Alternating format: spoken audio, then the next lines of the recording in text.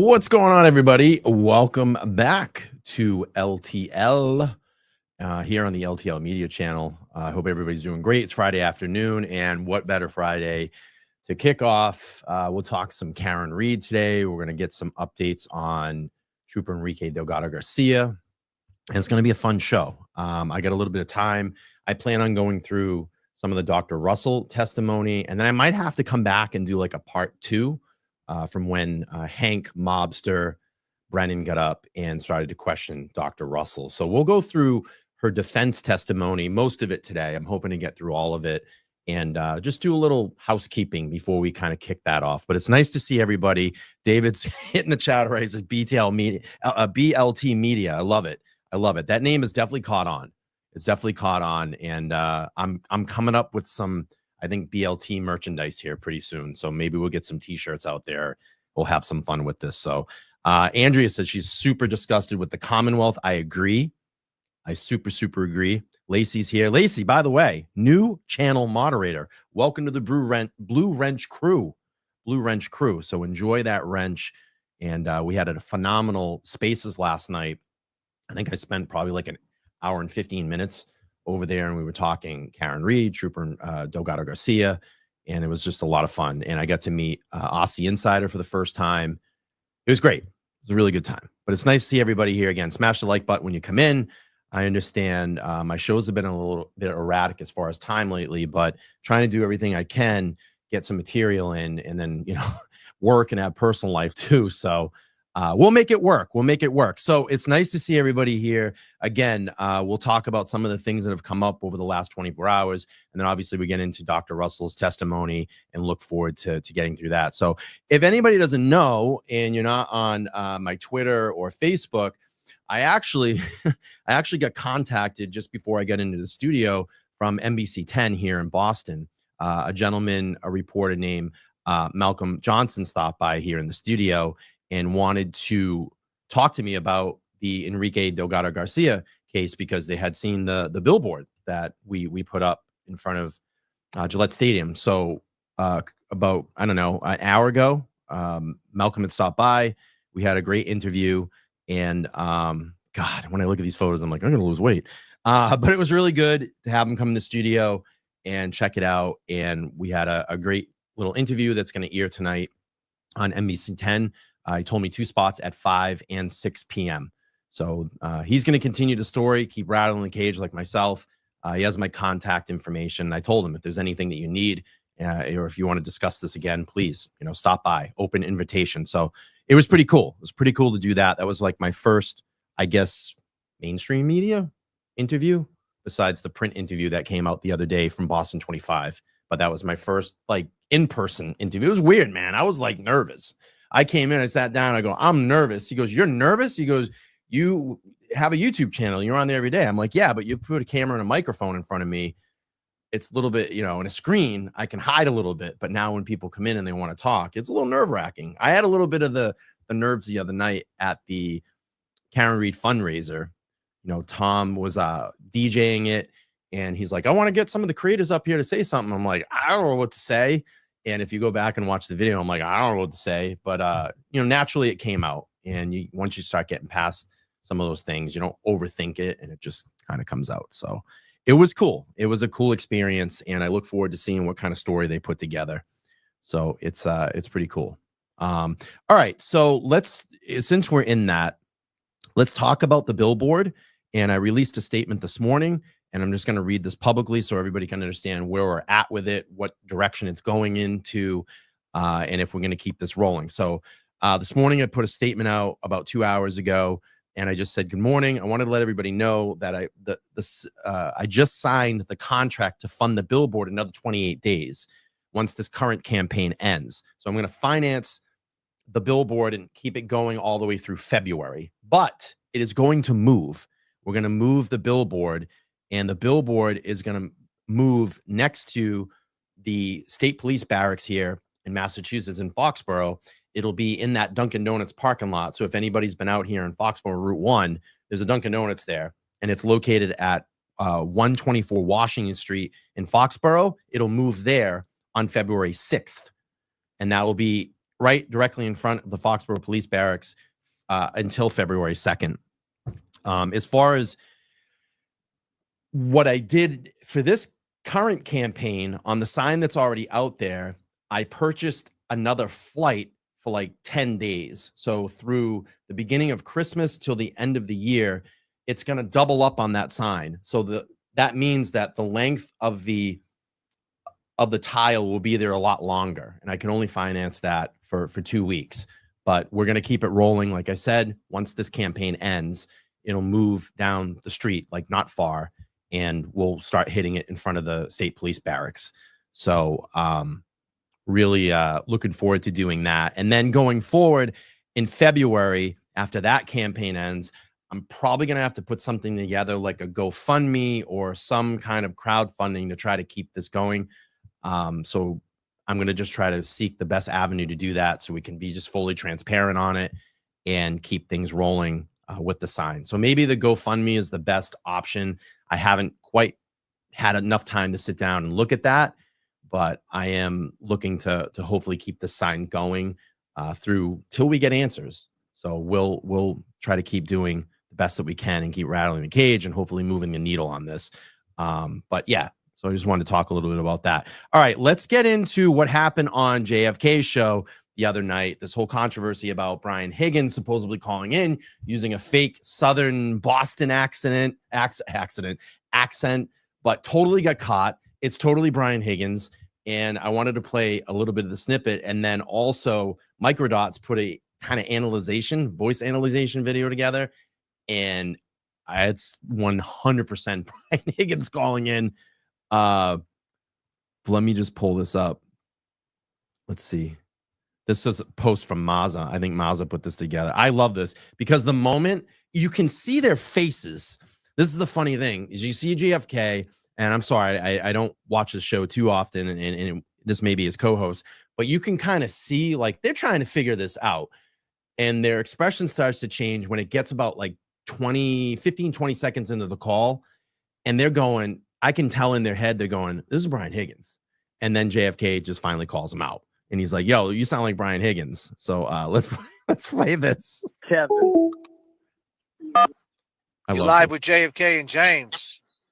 James, thank you. Hey, man, what's up, guys? Kevin from South Boston. What's up, Kevin from Southie? What's happening? No, listen, I appreciate the things that you two do, you and James, right? No. But let me ask you something. Those two dudes that you're accusing, right? They're decorated dudes. What happens? Like, can you look at this from both sides? And this comes out that she actually did it. Are you ready to, like, put it out there that you were wrong? You sound like Higgins, bro. You wrong. Is this Higgins? Wrong. Is this Higgins? You wrong. I love that because you just see their expressions change. I love it. They're analyzing the voice right now, and then it just clicks. And he goes, yo, you sound like Higgins. You ready to like, put it out there that you were wrong? You sound like Higgins, bro. You wrong. Is this Higgins? Is this Higgins? You wrong. You're Higgins. Why are we wrong? Why are we wrong? Fucking Higgins. Higgins called the phone. He hung up. That was Higgins, bro. That was Higgins, man. Bro. Fucking coward, man. That was fucking Higgins. Yo. Yeah. And here's the point. If it wasn't, then why would he not have stayed on the phone? The dude hung up when he got caught. It's totally Higgins. You wrong. Yeah. You wrong. You wrong. I just love the minute it clicks with JF. That moment is the funniest moment when it just clicks. You can see him right here. He's analyzing it and he's going, this is fucking Brian Higgins. It's Brian fucking Higgins. And then it just clicks. Both sides. And this comes out that she actually did it. Are you ready to like, put it out there that you were wrong? You sound like Higgins, bro. You wrong. Is this Higgins? Is this Higgins? You wrong. You're Higgins. Yeah, South. Why are we wrong? Why are we wrong? Fucking Higgins. Higgins called the phone. What's He up? hung up. That was Higgins, bro. That was Higgins, man. Bro. You fucking coward, man. That was fucking Higgins. Yo, I'm bugging. Disclaimer, I'm bugging. I love that. I love it, love it, love it. Let me pull up the Microdots video because Microdots nailed this. It nailed it. And I was cracking up at this too. I think Microdot, you have this posted on your YouTube page, right? I would think. Let me see. Let's see. Come on, Microdots. Let's see. I thought you put it up there. No, I don't see it. All right, let me go back to the Twitter. Let me go back to the Twitter. Because I just posted it the other day. I retweeted it. It's so good. The analyzation is so good. I got it. This is so good. Mike from Young Jerks posted it, and I saw this. I was like, I got to pull this up. Let's do this. This is great. Hey, man, what's up, guys? Kevin from What's South up, Boston. guys? What's up, Kevin from Southie? What's happening? Listen, I appreciate the things that you two do, you and James, right? But let me ask you something. Those two dudes that you're accusing, right?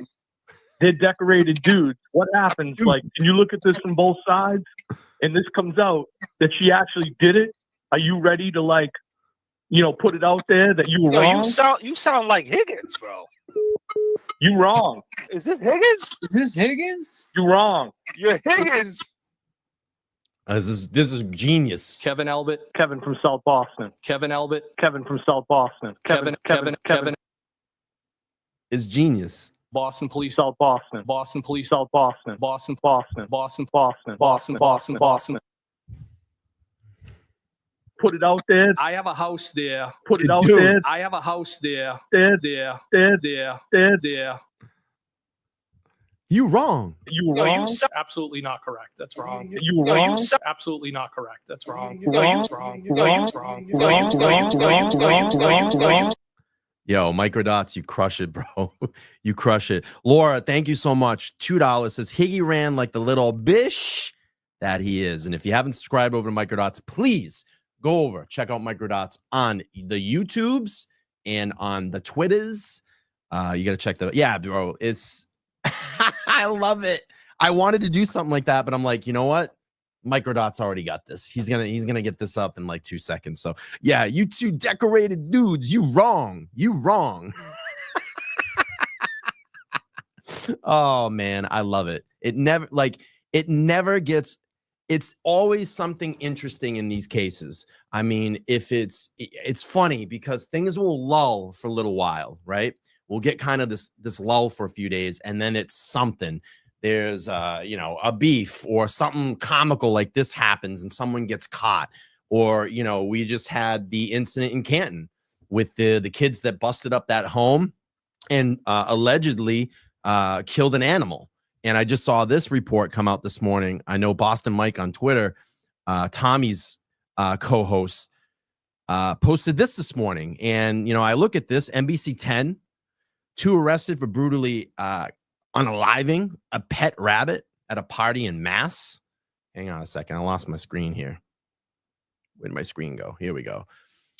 And it just goes on to say 2 people have been charged in animal cruelty after police have said they brutally unalived a pet rabbit during a party in Western Massachusetts by slamming it on the ground and then throwing it outside. So here's my take on all of this stuff with animal cruelty. 1, you're a piece of shit. All right, you're a piece of shit. You're an absolute piece of shit. You don't come back from that. Like, you hurt animals, okay? You hurt a defenseless fucking rabbit, okay? You killed an animal, okay? And then what happens is when you're around and you're starting to kill animals, what does that usually lead to? I.e. Jeffrey Dahmer, okay? Dahmer started taking out animals first, and then what did that lead to? It led to people. So if you're gonna hurt an animal, you're gonna hurt a person somewhere in your track record. That shit doesn't get out of your brain. Okay, you don't just go to therapy for that. You're a fucking maniac. Okay, you've hurt an animal, a defensive animal, and these motherfuckers deserve every single thing that they're gonna get, and it's not enough. I'm going to tell you that. Whatever sentence is going to be, whatever fine they're going to pay, whatever public scrutiny they're going to get, it is not enough. They killed a fucking animal, like a defensive animal. Listen, I get it. Believe in the Second Amendment. You have the right to go out and hunt, That's a whole nother issue. This is someone that stalked an animal, grabbed it, smashed it to the ground, and killed it. Okay. It's sick, motherfuckers. And I'm looking at this and I'm like, all right, well, if law enforcement are going to hold these people accountable, why aren't we anything in Canton yet? We know what happened in Canton. Why aren't those kids being held accountable? Oh, because they have all connections to people on the select board and people through town and the people that have connections into the Karen Reed case. That's why we haven't heard anything on that. We heard a formal statement, about 2 weeks ago, week and a half ago. Oh, we're aware of it. We're looking into it. Fucking nothing's been done. Nothing will happen.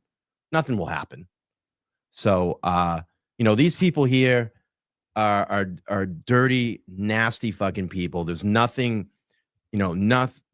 This doesn't get erased. This needs to be forever.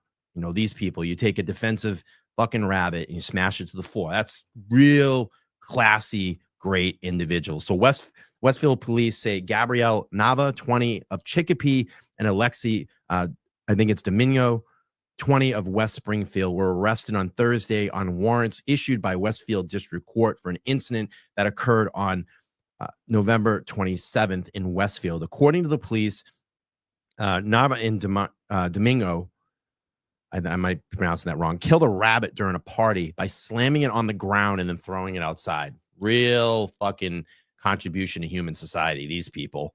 Part of the incident were captured on video. Oh, even better.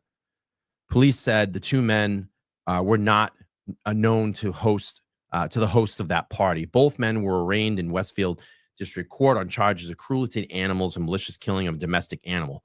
Mass State Police, Chicopee, Springfield, and Westfield Police, and Hampden County Sheriff's Department, the U.S. Marshals Fugitive Task Force, all assisted in taking the two suspects into custody.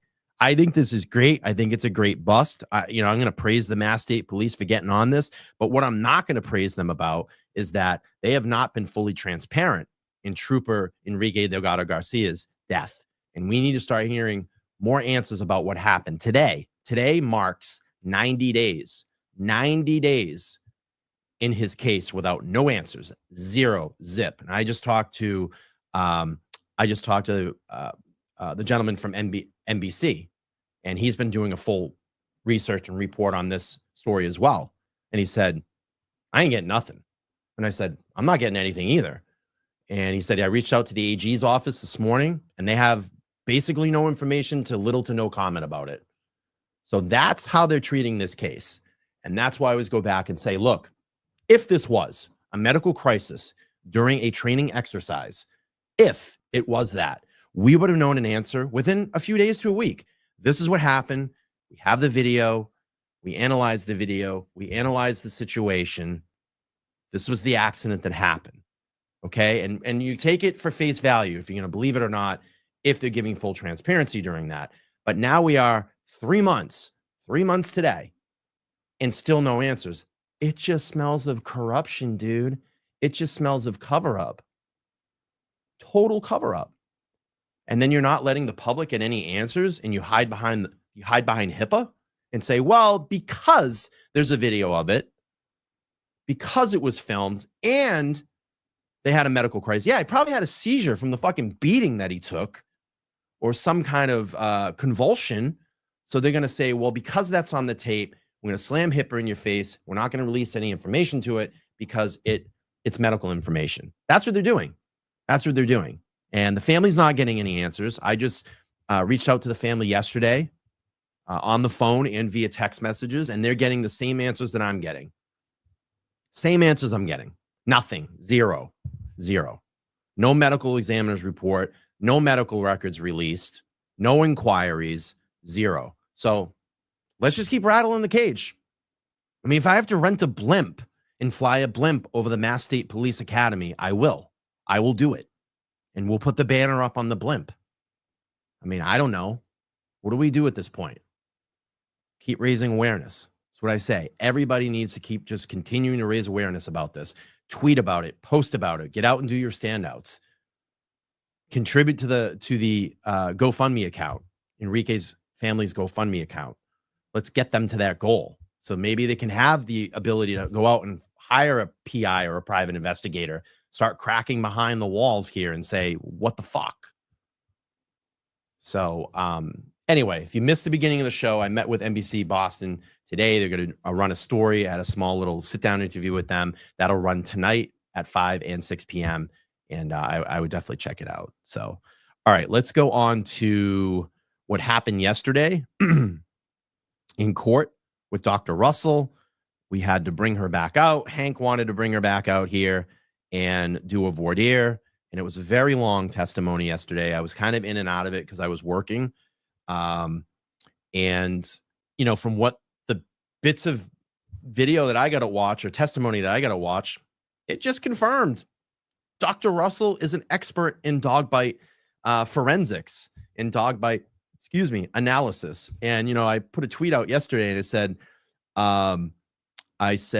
you know, it's interesting that we've had three people confirm that this is definitely a dog bite. Dr. Russell, we have Garrett Wing. And if you remember Garrett Wing went on Melanie Little's show, and Dr. Sheridan. So three experts. One has not testified and two have the ability to do that. And I'm going to say these are dog bites.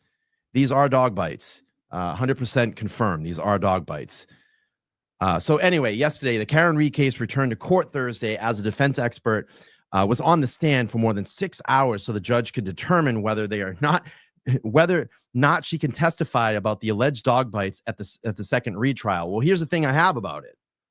And Lacey says 100% dog bites. Here's the thing that I have about it. Okay. If Dr. Russell was able to testify at the first trial and Hank wants to bring her back to see if she's a qualified expert, but she's already been a qualified expert confirmed in the first trial, she testified. So why are we bringing her back? Well, this is the reason. They want to diminish the dog bite experts. We saw that they wanted to get rid of ARCA. I mean, these are all the things that are holding water in the defense of Karen Reed. So how is this being fair to the defendant? You're trying to take away the ability for her to defend herself? How is that even fair? Right? We're supposed to have a fair trial, an equal trial in the courtroom. And it's not the defense's job to prove anything. It's the Commonwealth. But we're trying to take out the ability for Karen Reed to defend herself. We'll take away her experts. So every single expert that you bring forward, you're going to ultimately challenge them, make them sit in a courtroom for 6 hours to beat them down like you're going to try to catch them on something. And then, from what I heard, they didn't even get to finish yesterday. So Dr. Russell has to fly back out again.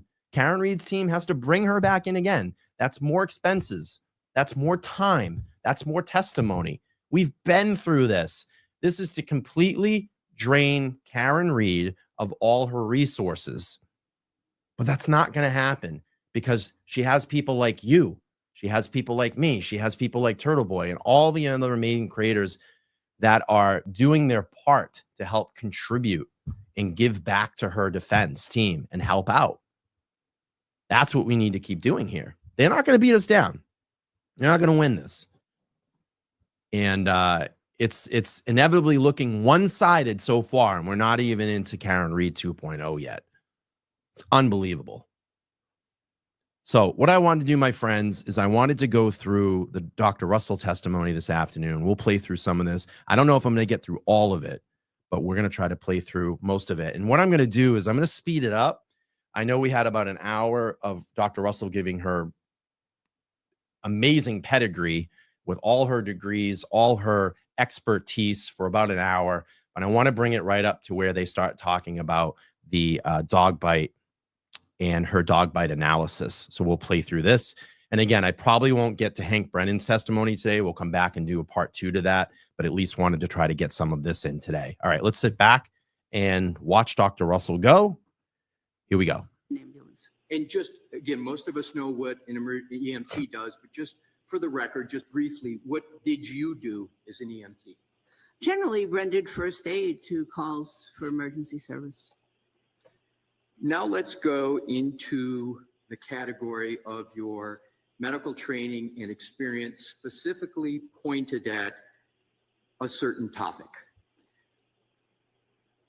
With regard to wounds, do you have any experience with dog-inflicted wounds on humans? Yeah, she's got a lot. We're gonna hear her pedigree here. It's a lot.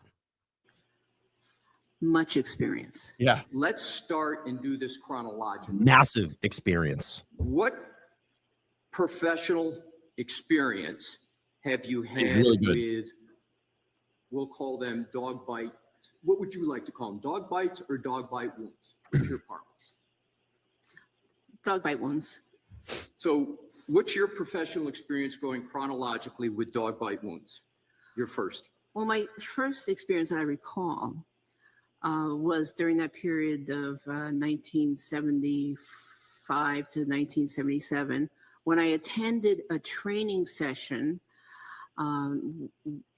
where I witnessed the training of guard dogs. The training was conducted by some people I know, and I was invited to this professional session. And during that session, even though the simulated criminals were wearing specially designed sleeves on their arms, one of the participants was accidentally bitten by one of the dogs. And when you say accidentally bitten, what do you mean accidentally? Did the dog have a full bite grip or less than a full bite grip? You know, I can't really say because I don't remember if I actually saw that bite, but the dogs were being taught how to aggressively bite and hold on to the simulated criminals. And apparently this one bite went out of, the range of where the sleeve ended. And this was back in the 1970s. Mid-70s, yes. So we're already seeing Dr. Russell's pedigree with dog bites. 1970s. So let's just do some horrible math on my part. So let's just say I'm going to put it at 1970. And we're in 2024, almost 2025. She's got well over 50 years in dog bite analysis and expertise. Did you provide any care for the wound of the person that was subjected to that dog injury?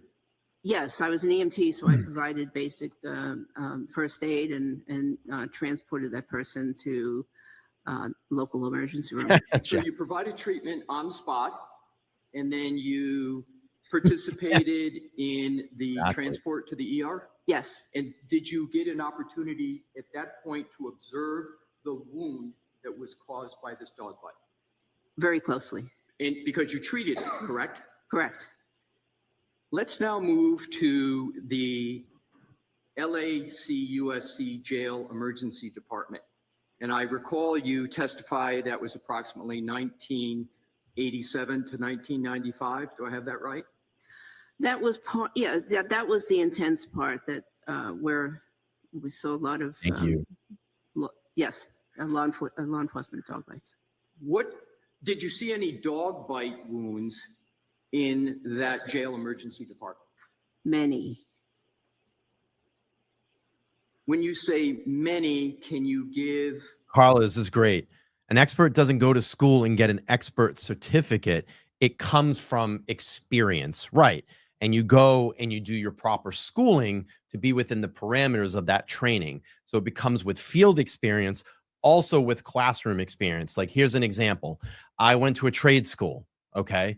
And in my trade school, I took auto body repair. And that is the ability of like when your car gets crashed, you fix the dent, you paint it, you bring it back to, showroom condition if you're that good in that trade. But also along with learning that experience in the field, I had to take classroom work too, to be within those parameters and certification of the industry of that particular profession. So that's a really great point to bring that up. You earn that by seeing and analyzing and going through, many of these cases, of dog bites, seeing them firsthand and analyzing it. That's how you gain experience in this field. All right, let's keep playing. Not how much you treated, but just how many of those dog-induced wounds that you observed.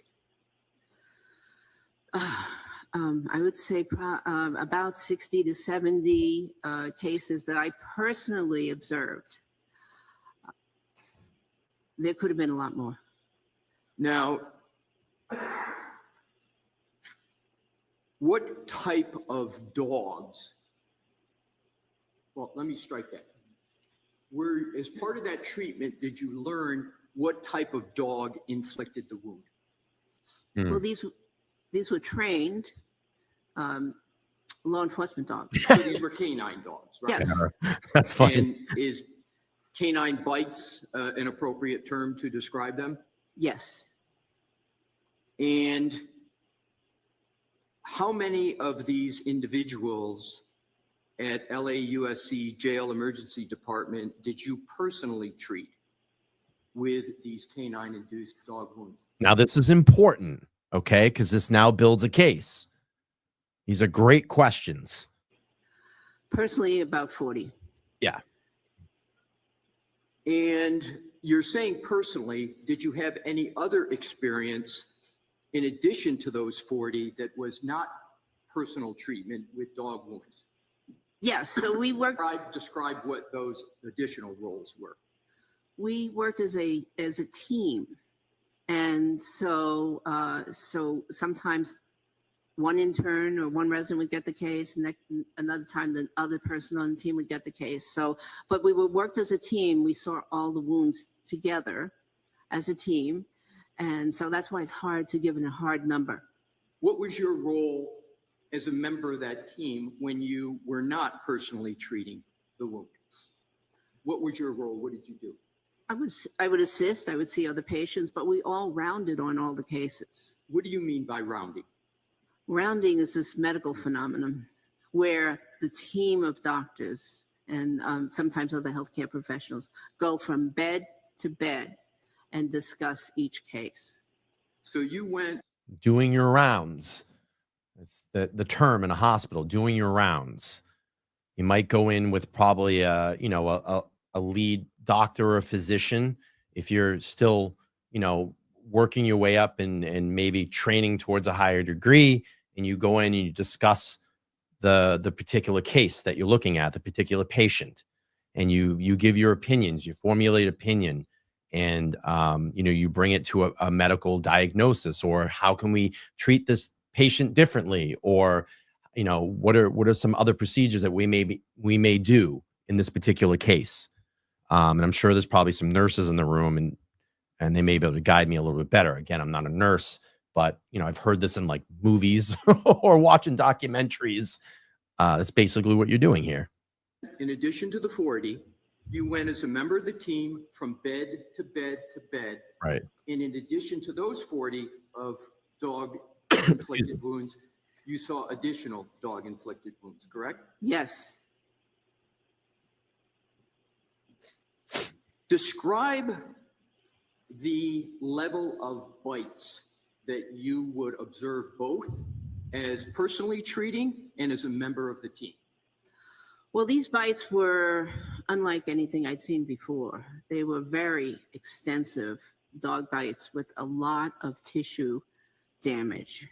And there were areas on the patients where the dog would attempt more than one bite. Real quick, just do this. Be kinder than necessary. There are in here. Differential diagnosis is always used to rule in or out possible causes. Yeah. And nurse, look at this. I got a praise from a nurse. Nurse Deb says, good explanation, Brian. Yeah, I mean, it's to learn. If you're entering the hospital, and this is just my opinion, and maybe again someone can guide me as a nurse, is to get that experience from a higher a higher level doctor or physician, to learn, on the training, on the job. It's like what we do at our jobs. When you start a job, maybe it's something new or something in a field that you're going into, you're a rookie, you're green, you don't know yet. And you have to have someone that trains you, and someone that has been in the business maybe a longer time, or a more experienced salesperson. and they're going to take you through kind of the ropes and the rounds, and you'll learn that experience and guidance, through that person. So, okay, let's keep moving on. If I can get my mouse to work here. And sometimes there were, completed bites, and sometimes there were what I called partial bites, where there were just some scratches, abrasions, superficial wounds. But so it was quite a different thing than I had read about in textbooks. What do you mean by partial bites? Well, a partial bite would be where the dog did not get a full grip on the victim and therefore did not penetrate the skin. The teeth actually slide around along the surface of the skin in the attempt to get a grip. Could you make that determination, that partial grip, as you've described it, from looking at the wound? Yes. And how, in this specific experience at the USC jail, did you determine, generally, that the dog had made a partial grip on whatever was the... Thank you, Les. Appreciate that. Well, oftentimes because they were accompanied by completed dog bites that had full penetration, puncture wounds, and tearing. Right. And so did you make the observation of the wound? I give Sean 100% credit for that. I give Sean 100% credit for that. It's stuck. It's hilarious. And just the whole thing, because it revolves around Sean, I think is even more hilarious, but it's great. It's a fun name. We have fun with it. And I literally laugh at it all the time. So I'm okay with it. I'm okay with it. It's all right. Let's keep rolling. You saw it and then reached a medical conclusion about whether it was partial or complete? Yes. And Sean's and still tough, approximately how many times did you look at the wound and make a medical determination with regard to whether it was a partial or a complete grip by the dog? I don't really know, because we focused in on the most dangerous of the wounds, the ones that had the large gaping lacerations and that needed the medical attention. So the predominant voices from the voice. I got to meet you the other night at the Free Karen Reed fundraiser at the Star Drive-In. It was a pleasure finally meeting one of my moderators, and you do a good job, and I appreciate it. Very cool. Very, very cool. Thank you. All right, let's keep rolling through here. The typical canine bite, but then there were also a less number with the incomplete bite, correct? Yes. Does an incomplete bite have what you observed, have any relationship to a civilian dog bite? I'm not sure I understand the question. It wasn't a great question. So let's go to, does a canine bite ever present as a regular community dog bite in terms of the wound? Ever? Yes. A trained canine bite? Yes. I haven't seen it. Right. So an incomplete canine bite, correct, is more tethered to a canine. I'll rephrase. Thank you, Lacey. Describe how you would compare an incomplete canine dog bite to a civilian dog bite. This is interesting here. Well, that's difficult. And again, I'm not sure I understand the question. Okay, well, let's just conclude this way. So the predominance at the LAUSC Jail Emergency Department was canine dog bites. Let me rephrase it. We'll in terms of LAUSC Jail Emergency Department, what was the predominant type of dog-inflicted wound that you observed and treated? Good question. The regular emergency department? Yes. Not jail. The predominant was civilian dog bites. Now let's move to the emergency department at LAUSC, and specifically your role as an emergency department physician. And as I understand it, you've testified that was between 1987 and about 2016 as an intern resident and physician. Is that your testimony? And yes, Now, did you treat and assess dog bites or dog wounds in that capacity in the emergency department of LACUSC? in the main emergency department, yes. In the main emergency department. And did you also treat, beyond dog-induced wounds, general animal-induced wounds that were not from a dog? Yes. Describe some of the animal wounds, non-dog animal wounds. that you Scratches, would I bet you. Bites observe and treat in the regular emergency department. or particular Well, the animal. most common one was the cat. Cat. But beyond Rat, that, right. we would see wounds from skunks, Possums, probably. rats, raccoons. I recall seeing an opossum wound one time. It was, snake bites and All night dwelling creatures that would probably be at night, get startled, and they jump or whatever they do when they bite. So, yeah, I mean, this is really good.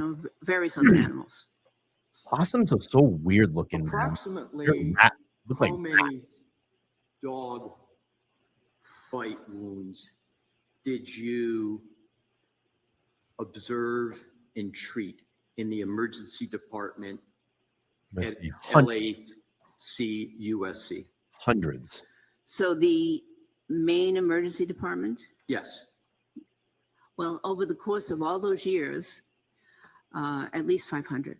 Yeah, How hundreds. do you come up with the number 500? Well, it was Documentation. an estimate based on seeing, based on the number of years I worked, plus the number of weeks in a year, plus the number of dog bites that I saw per week. And that's how I came up with that number. And And I probably say something here, and I don't know if she's going to add it because, again, I didn't get to fully watch this testimony, and she may add it here. Probably through documentation as well, too, right? I would think. I don't know. It's probably a pretty simple process, and maybe a nurse in the room can confirm this. If you're in an emergency room situation and you're the one that's taking the initial report, there's probably a list of what the injury is that you're treating, and then you would just sign your name, correct? Your name would be there because you are the treating physician or the treating nurse in that position. If a nurse in the room, you can verify that. I'd love to hear it. I mean, it seems pretty simple. Let me get to this. Scooter 54. Thank you so much for becoming a new YouTube member, new Go Squad member here on the channel. I appreciate that. Let's go. underestimated. Describe what you did, just briefly, with regard to the wounds. What type of practice of medicine, what did you do specifically with the wounds? So when a patient came in with a wound, And I'm talking dog bite. Nurse Deb corrected me. Thank you. She said there was a special bite form for bites. Awesome. Wounds.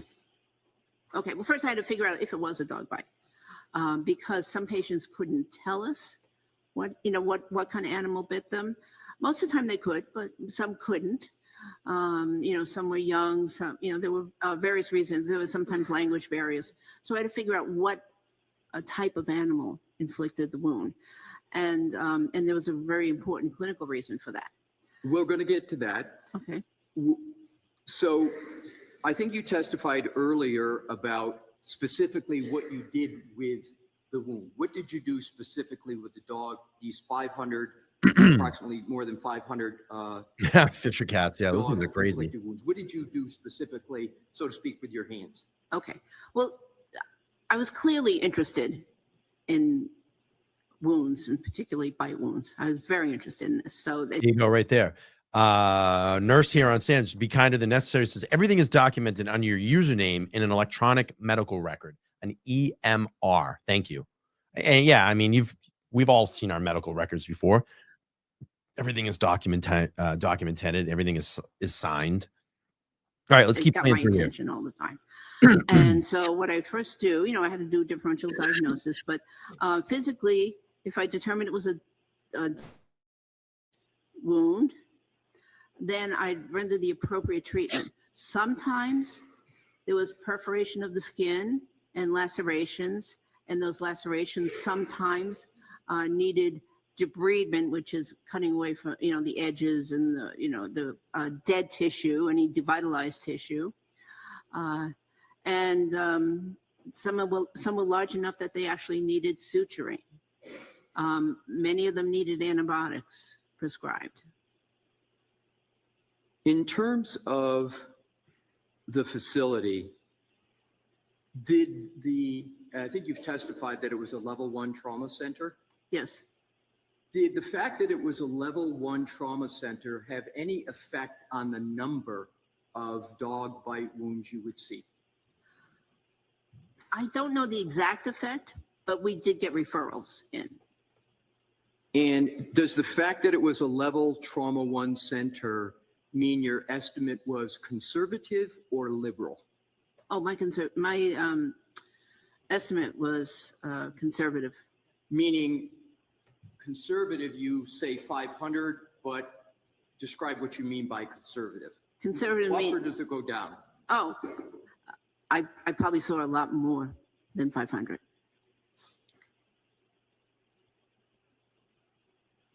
Does that estimate include the number of dog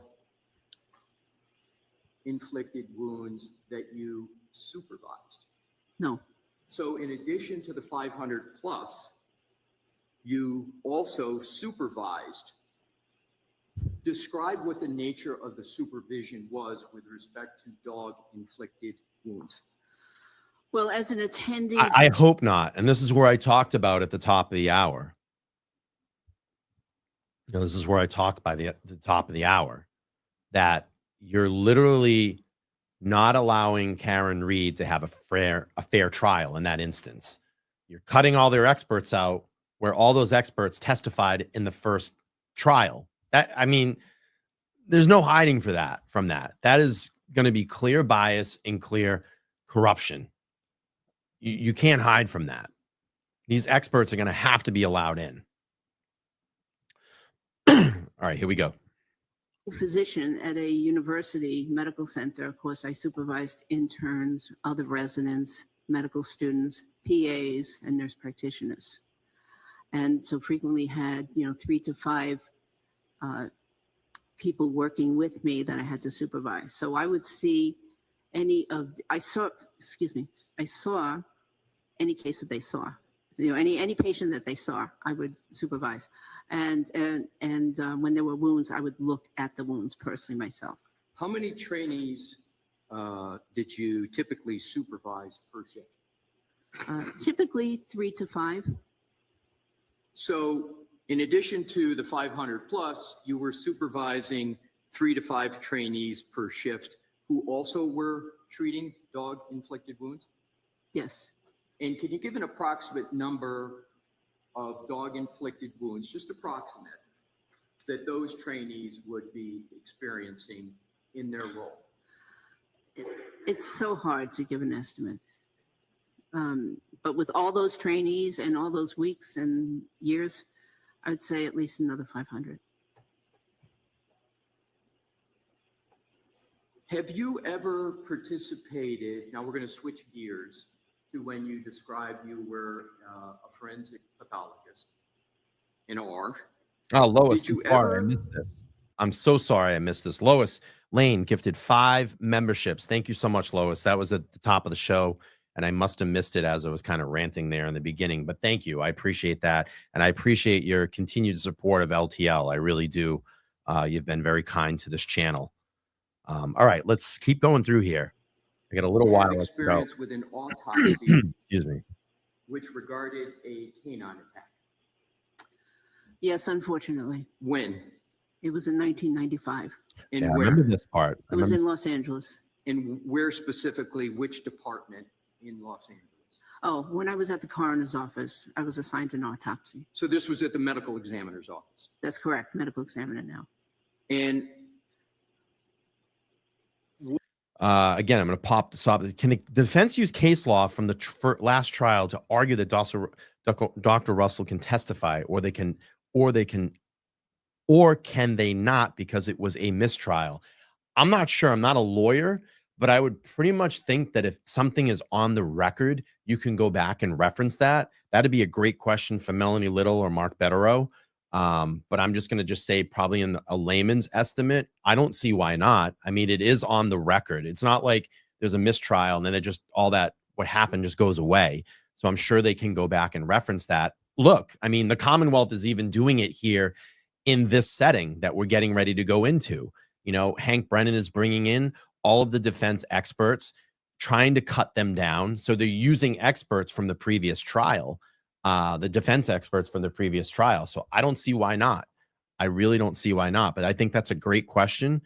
And, you know, maybe tweet that out to, you know, Melanie or Mark Betterow. That'd be a really great question to answer. I mean, I can even do it on your behalf if you want me to. I'll put it out there. That's a really great question. All right, let's keep playing here. What was the subject of the autopsy? Who was the subject? It was a young boy. I don't remember the exact age, and he was killed by 3 dogs when he entered into a fenced area. Were they canine dogs? I'm going to tweet that out and say one of my viewers I asked. don't know the exact training, but I'm going to hit Mark I Betterow. was led to believe that they were not law enforcement canine dogs. So you were led to believe there were civilian dogs? Not, they just weren't canine dogs. They weren't, as far as I know, they were not trained canine dogs. They were civilian dogs. Did you observe any wound patterns as part of that autopsy? Yes, Describe the wound patterns that you observed. I'll never forget them. There were many deep lacerations, avulsions. There was a wide range of wounds, and amongst them there were patterns of abrasions, multiple parallel abrasions. Were there any other types of marks from the part of the dog that you observed? Oh, there were puncture wounds. Any other types of wounds? Any other part of the dog? Well, I believe that there were some claw marks. They also would look like superficial abrasions. And were there All any right, I tweeted marks? at Mark. Oh, yeah. Just to let you know, I just tweeted at Mark. I said, hey, Betterow Law, can you answer this question from one of my subscribers? Can the defense use case law from the last trial to argue that Dr. Russell can testify, or can they not because it's a mistrial? We'll see what he has to say. Yes. How many? Excuse me. Approximately. I don't know. More Awesome. than There were- one. Oh, many. Now let's move to studies and publications. Have you ever performed a study of canine dog bite injuries? Yes. Describe it. Yes. My colleagues and I performed a study of over 700 canine dog bites that presented to the jail emergency department over a 10-year period. When approximately was this study? In the in the 1990s. Did that study result in any publications? Yes, 2. Were those 2 publications peer reviewed? Yes. What does peer review mean? That means that a group of physicians from the same specialty have read the article, analyzed the methodology, and determined that this was a valid study. Have you, in addition to that study that was peer reviewed, have you ever edited any publications? Yes. Describe the publications that you edited. I edited a 2-volume publication called Topics of Emergency Medicine, Forensic Emergency Medicine. And were there any chapters in that regarding human bite wounds? Yes. real quick. I'm going to this. Master of Criminology, $5 said, I looked at her 2 papers and found that both studies have been cited 61 times in other publications. Good work on you, sir or madam. Good work on you, sir or madam, to research that. 61 times it's been cited. Wow. That's very impressive. All right, let's go. Describe briefly what the chapter was about. Excuse me. Yes, the chapter was written by Dr. Gerald Vale, who was a pioneer, and one of his colleagues, Dr. Anselmo, who were pioneers in the field of forensic odontology, bite wound analysis. Now, you mentioned Dr. Gerald Vale. What is his profession or professions? Okay, he was a dentist and a teaching dentist at the University of Southern California, and an attorney as well. How was he? Are you aware of his reputation?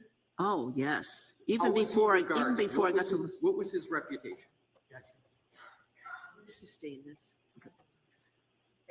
What was his reputation? No, we're going to move on to a different question. What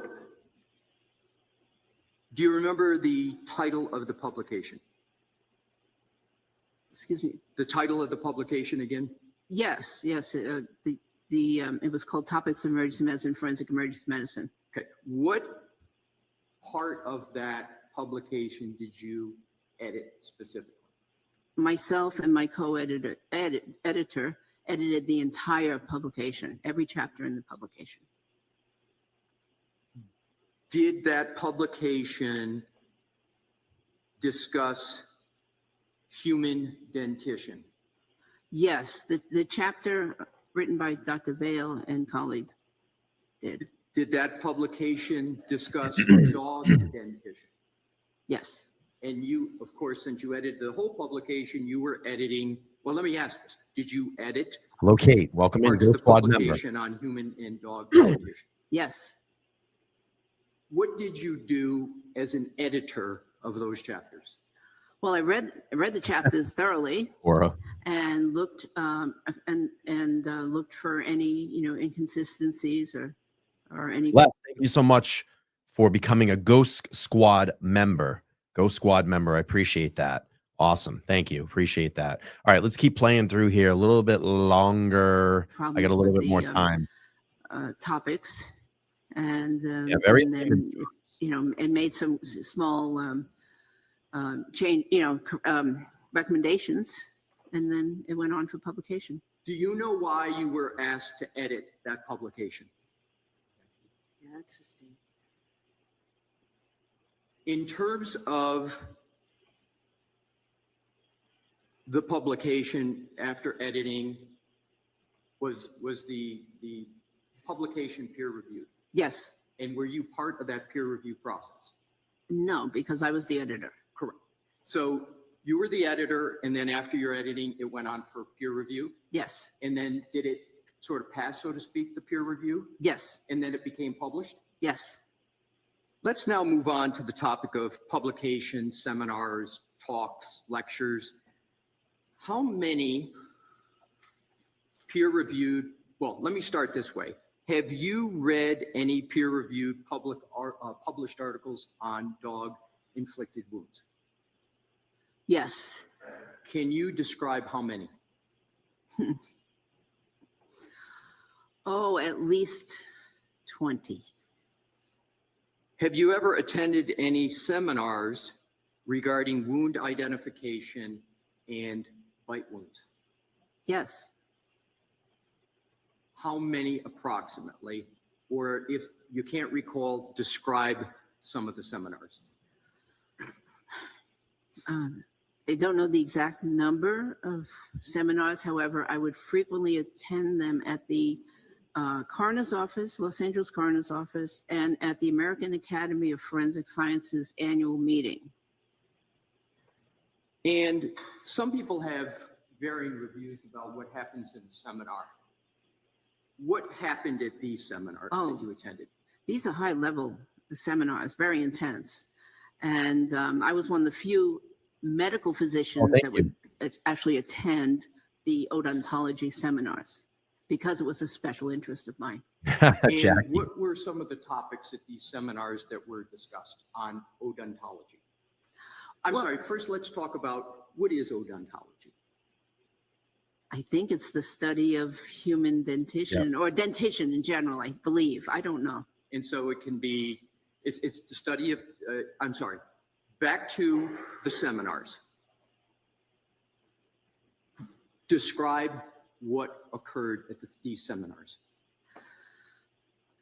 Yes, at the LA Coroner's Office, there would be a lecture every year about, I should say about every year, regarding forensic odontology and bite wounds, bite wounds on humans.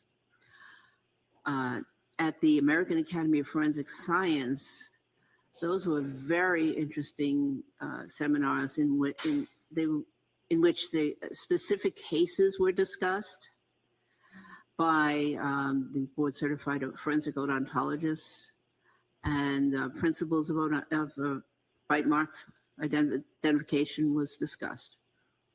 Did those I mean, you're clearly getting her pedigree. It's very extensive. So how can Judge Canoni keep her out from testifying? She's clearly an expert in this field. I mean, we just went back at the beginning of the episode, the beginning of the live, and did the fuzzy math. 50 years of studying and being part of dog bite incidents, and having all this experience behind it, seeing multiple wounds of animal and specifically dog bite injuries. She's clearly an expert. seminars involve the topic of dog-inflicted wounds? Not primarily. Was there any discussion of dog-inflicted wounds at those seminars? At Sneeze the rest some for of real the quick, right? seminars, if dog-inflicted wounds were discussed, it was just in means of distinguishing, a human bite versus a dog bite. You've mentioned Dr. Vale's name a couple of times. Did you ever work in any capacity with Dr. Vale? Yes, he was the forensic odontologist for the Los Angeles County Coroner's Medical Examiner's Office. Did you ever consult with or for him? Yes. Describe that. Well, he had a case where there was it was a dog bite case, and I don't know a lot of the details, but he called me up and wanted to discuss the case and specifically some features of dog bites and treatment. And was he looking for information from you, or was he just reporting to you his views? No, he was looking for information. And what type of information did you provide generally? I can't really say. But it so was long the ago. topic, again, the topic was? Dog bites. Yep. Let's now move on to a different topic. Do you have experience providing treatment to individuals involved in motor vehicle accidents? Many, many hundreds. Describe the many, many hundreds of experiences you have involving motor vehicle accidents. Well, it's difficult because there were so many. I worked at a level 1 trauma center, which was right next to some major roads and major freeways. So vehicle accidents were very commonplace. But the victims would range from mildly injured to comatose and dead. A wide range, a lot of injuries, bodily injuries, head injuries. Wide range of injuries, and that's pretty much it. I know what I was going to say. Some of those victims were actually hit by a car. They weren't just motor vehicle collisions. They were actually struck by a car. That's what I wanted to get to. So Before we get to the specific of which you just mentioned, struck by a car, you've described today a variety of your roles from an EMT, police officer, etc. For each one, could you just tell whether or not getting into details, whether or not you observed and treated a human All right, I'm back. involved in a motor Sorry. vehicle accident? As an EMT, yes, I did. As an emergency physician, yes, I did. As a forensic pathologist, no, I didn't treat anybody, but I certainly examined them and took very detailed notes and made some assessments. So as a forensic pathologist, because I'm assuming, well, as a forensic pathologist, describe a little bit more Okay. about what you mean. Well, as a forensic, it should have clarified a little bit better. As a forensic pathologist in the coroner's office, all of those victims were deceased. However, in my role as a consultant forensic pathologist, I would consult on cases for the courts, for various parties in the courts on motor vehicle injured patients. Now let's go to the emergency room. Can you approximate how many patients involved in a motor vehicle accident that you treated? I can't. There were so many. Is it in the Hundreds or tens? thousands. I'm sorry, repeat that, please. I'm sorry, hundreds Hundreds or of thousands. thousands. And how do you come to that estimate? I just again, if on a very conservative way, if I just very conservatively said I worked 1,000 weeks during my career, even if I saw one motor vehicle accident patients per week, I'm at 1,000. But certainly I saw a lot more than that.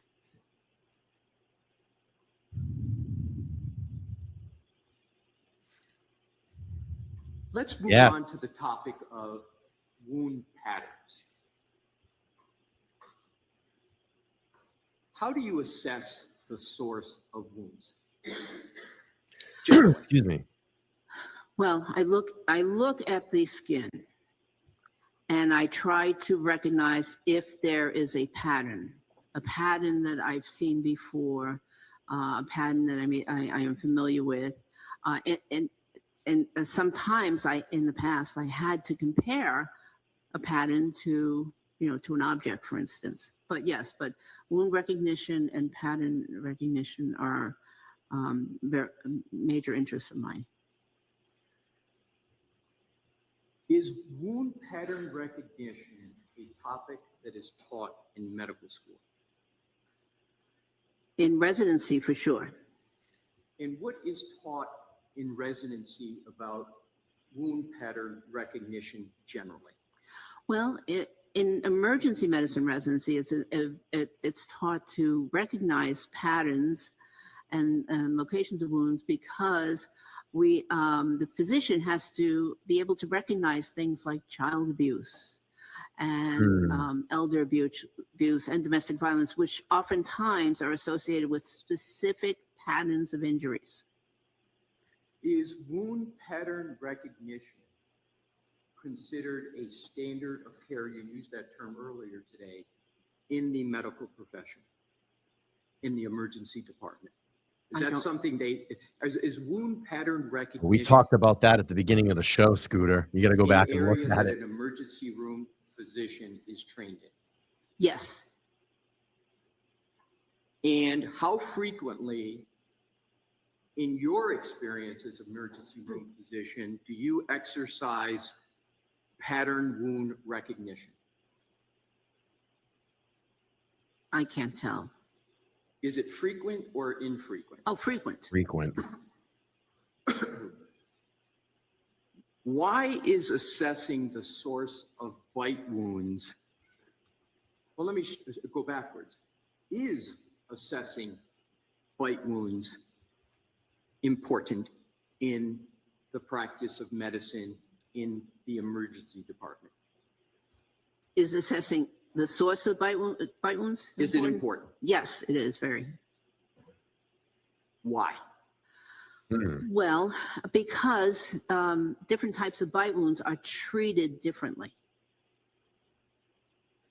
Does the assessment affect the care and treatment that the patient is going to receive? Yes. How?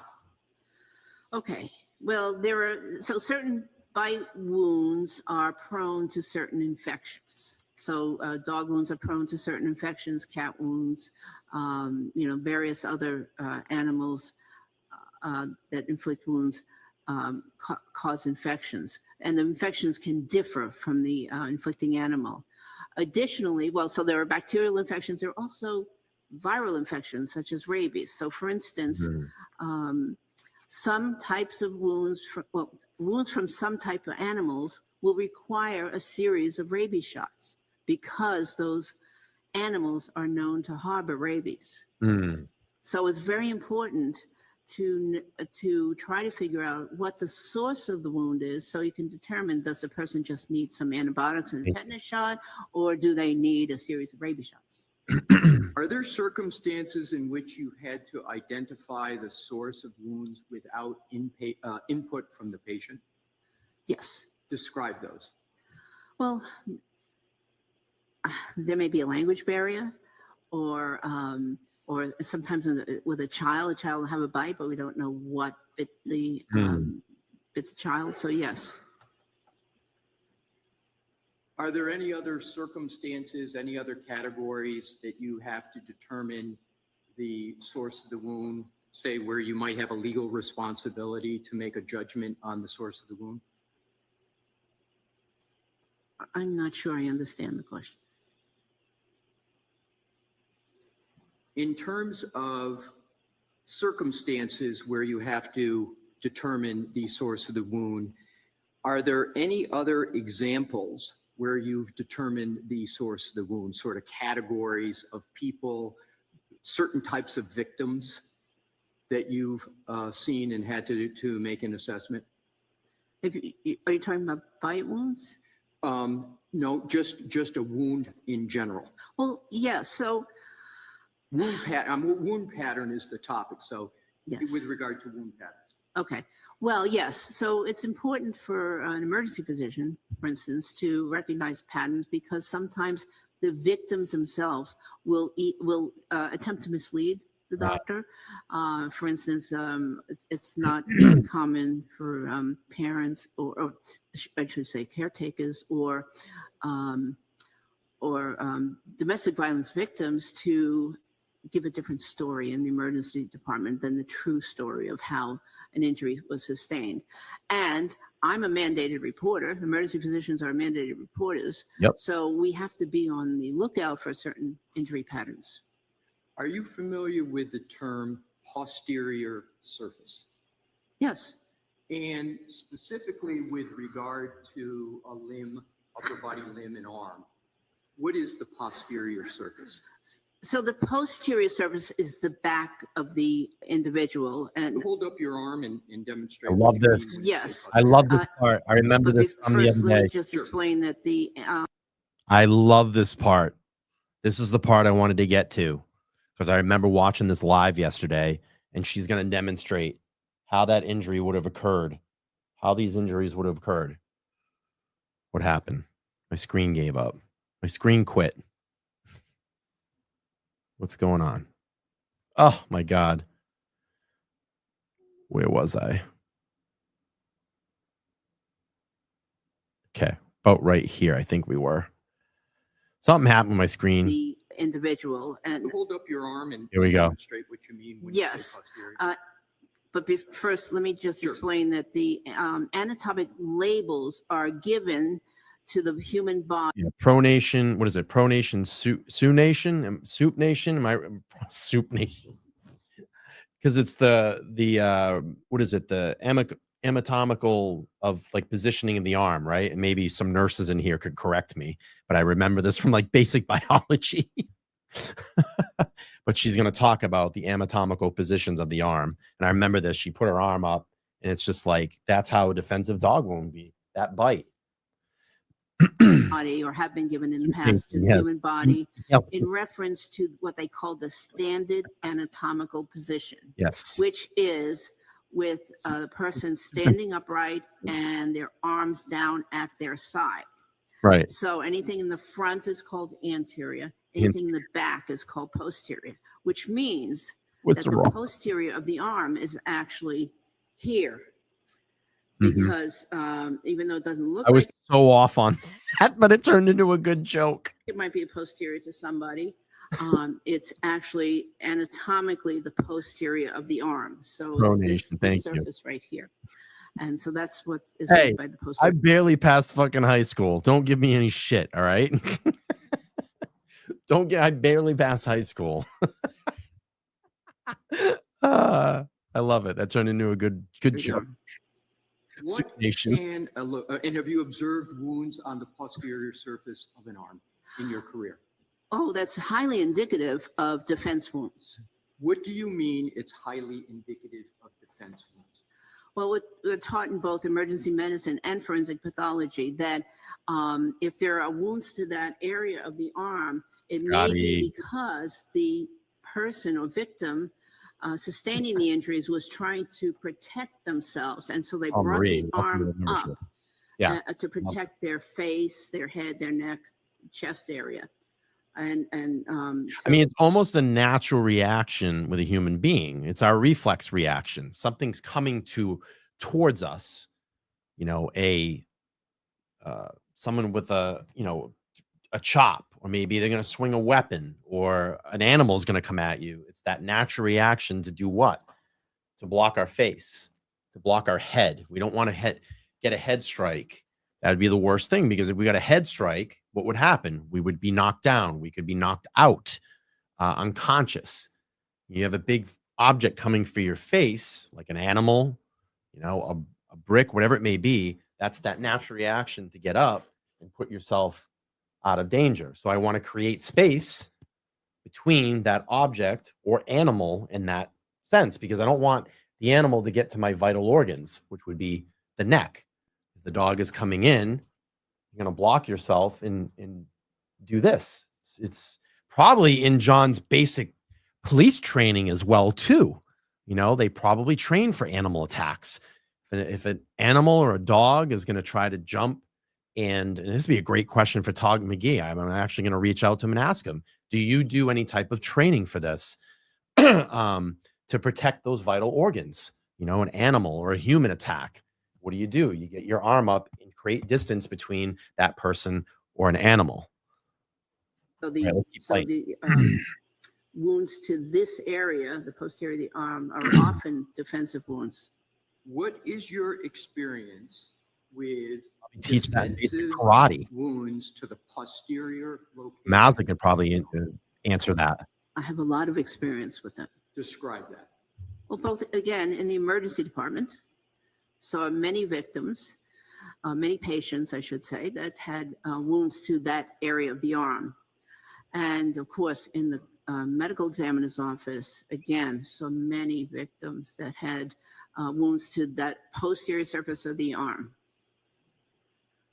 Did you, as part of that examination for the posterior surface of the arm, ever determine the wound was from a stab wound? Yes. How many times roughly? 10, roughly. Did you ever in your career determine that a posterior wound was sourced by a dog bite or dog claw wound? Not that I labeled in the medical chart as such. In your analysis, in your experience in the emergency room and in the jail with canine wounds, did you reach a conclusion with regard to whether a wound on the posterior surface of an arm was a defensive wound as you have defined it today? In the emergency department, it didn't really matter if an animal bite was on the posterior surface of the arm. because in the emergency department, we focused in on treatment. It did matter in cases of, like I said, domestic violence or child abuse, because those were assaults. But other than that, the wounds were treated as if they were on the front of the arm. No difference. How about in the canine dog bite wound experience? Did you ever conclude that a wound from a canine bite or any kind of dog bite was a defensive wound? Yes, some of them were, but again, it didn't matter in terms of the treatment. So, so that determination wasn't really important. So, so you made a determination that they were, well, put it this way. Did you make any kind of an assessment, whether it affected treatment or not, that the wound was a defensive wound with regard to a dog bite? Yes. Now let's go on to characteristics of dog bites and scratch wounds.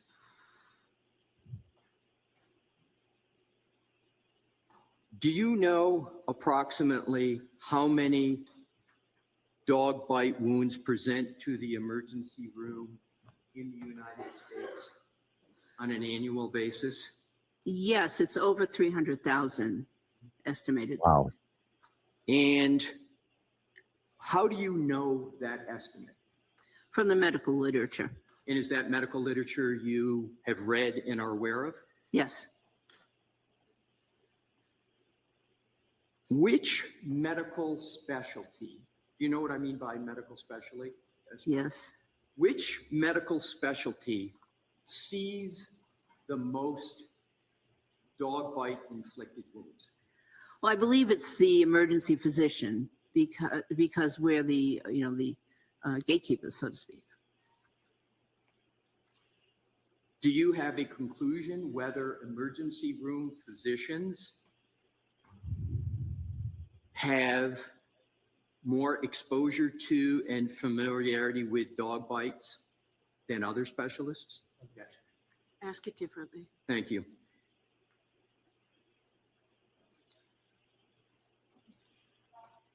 Do ER physicians have more exposure to and familiarity with dog bites than others? Yeah, sustain for the same reason, but I'll give you a minute to think about how to ask it. Thank you.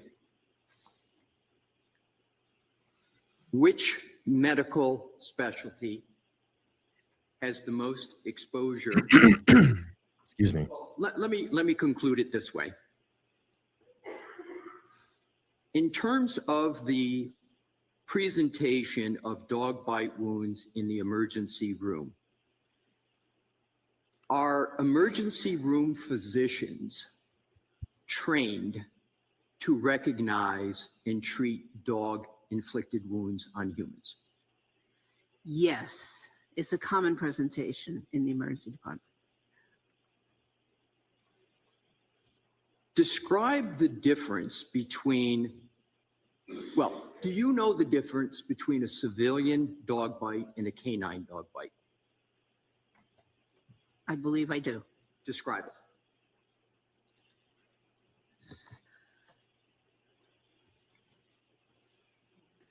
Well, the canine dog bites inflicted by trained canine dogs tend to be quite devastating. Puncture wounds with tearing lacerations, very big wounds causing injury to muscle, connective tissue underneath, even blood vessels at times. They oftentimes require admission to the hospital and extensive intravenous antibiotics. As opposed to the canine, the civilian, what I call the civilian dog bites, which typically are just scratches or, I shouldn't say scratches, abrasions or small puncture wounds, and require maybe a little bit of irrigation and a tetanus shot and outpatient treatment.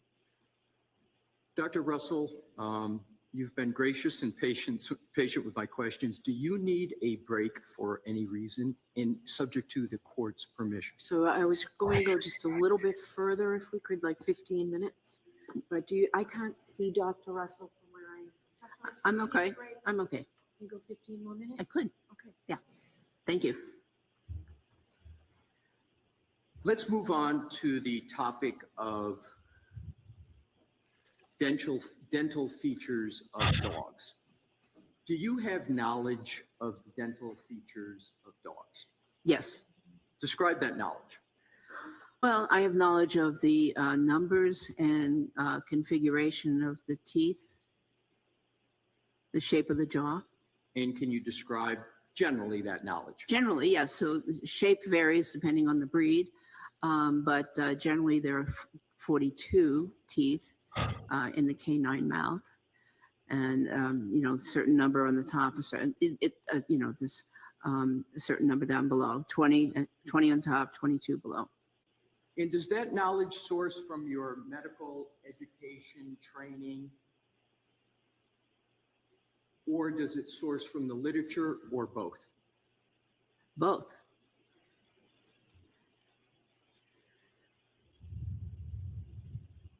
Now let's go to an overview of dog-inflicted injuries. Specifically, can you give an overview of the specific type of dog-inflicted injuries on humans? Yes, they can range from the very minor, which are abrasions and contusions or bruises, to very large gaping lacerations and amputations and avulsions and just about everything in between. What do you mean by an avulsion? An avulsion is where a piece of tissue is actually torn away. By tissue, generally I mean the skin, and it's torn away from where it's supposed to be. But yet, a little part of it may still be intact. So it's not completely amputated, it's just a portion of it is torn away. Are there ever teeth from a dog that are the cause of those types of injuries you just described? Yes.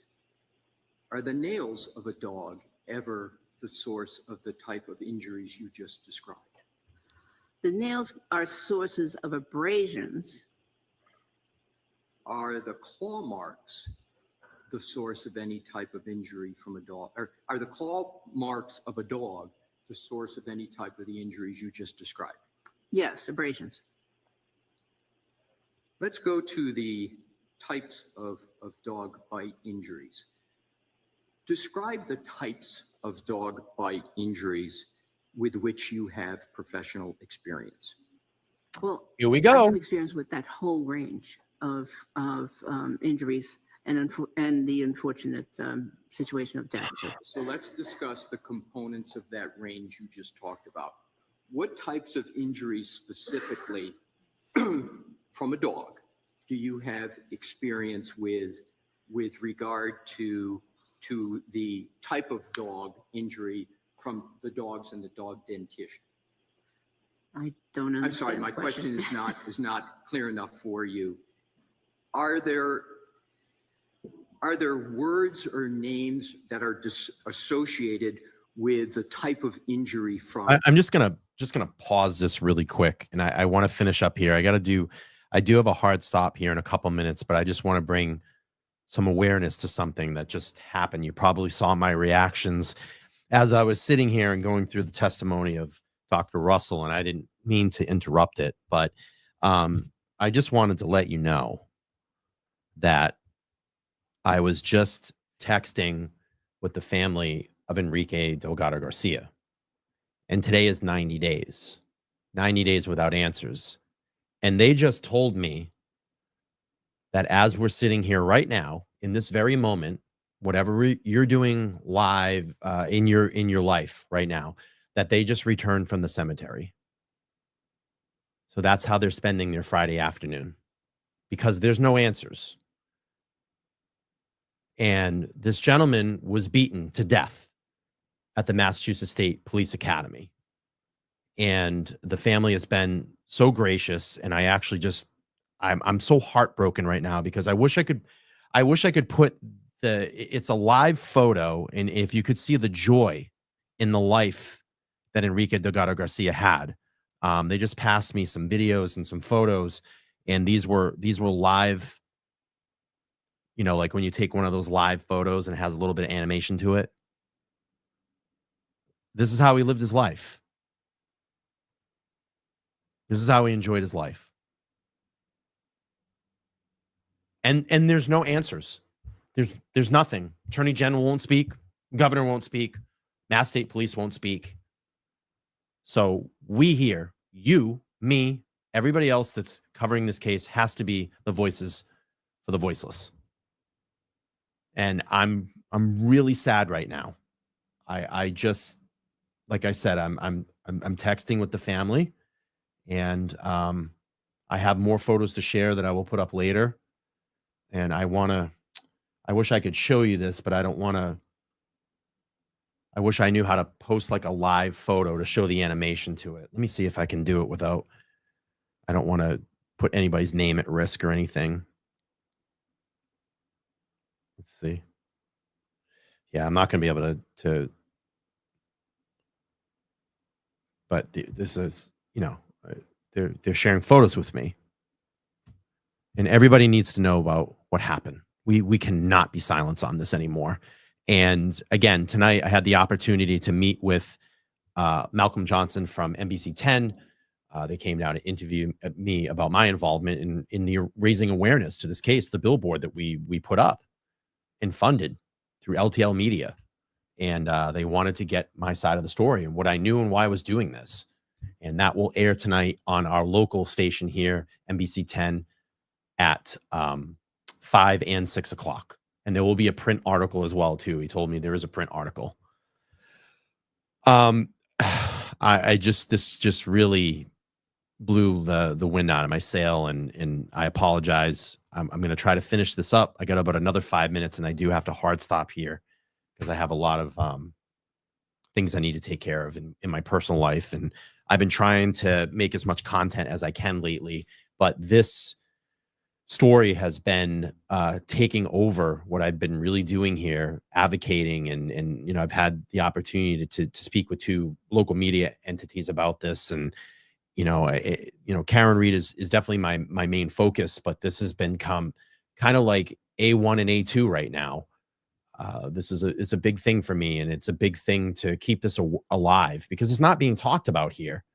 It's not being talked about, and I'm so glad that we as a community were able to come up with some ideas to rattle the cage and get this family some answers, because it's very frustrating and it's heartbreaking. You're getting a text message and they're saying that they literally just got back from the cemetery. That breaks my heart. That's how this family is having to spend their December, almost 10 days out? Almost less than 2 weeks out from Christmas? That's how they have to spend their holiday. No one has given them an answer. So they have to, continue this process through the holiday. It just makes my stomach sick. Absolutely sick to the bone. All right, let's finish through here, and then I do have to run. Other than the medical terms like abrasions and Bree, contusions, thank you so much for the 10. lacerations. Is there a certain action of dog teeth that occurs that is a name for the type of injury that they present? Okay, so one type of injury can be what they call the tear and the puncture and tear and pull injury, where the canine teeth, which are the longest ones, and the dogs have 2 canines on the upper jaw and 2 on the lower. The canine teeth actually puncture the wound. And what happens, and which I haven't described yet, is that generally a person's not standing still while they're getting bitten.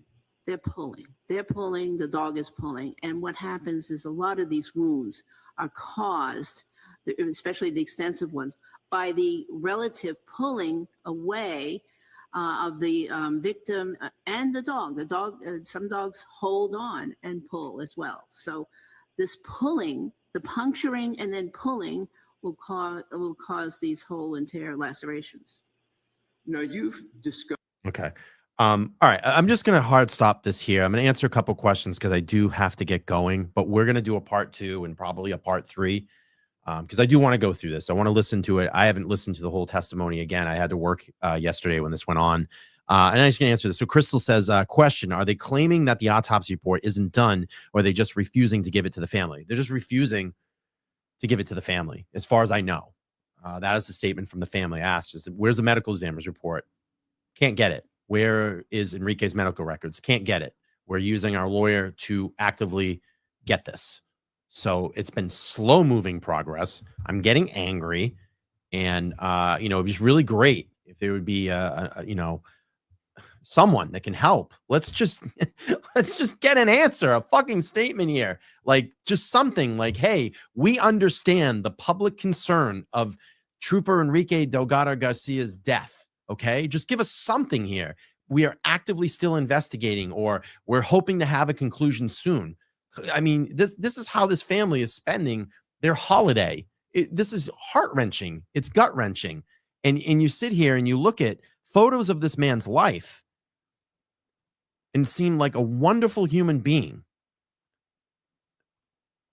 I mean, this is what we see. This, you don't want to hurt anybody. I mean, look at the joy. Here, look at the joy.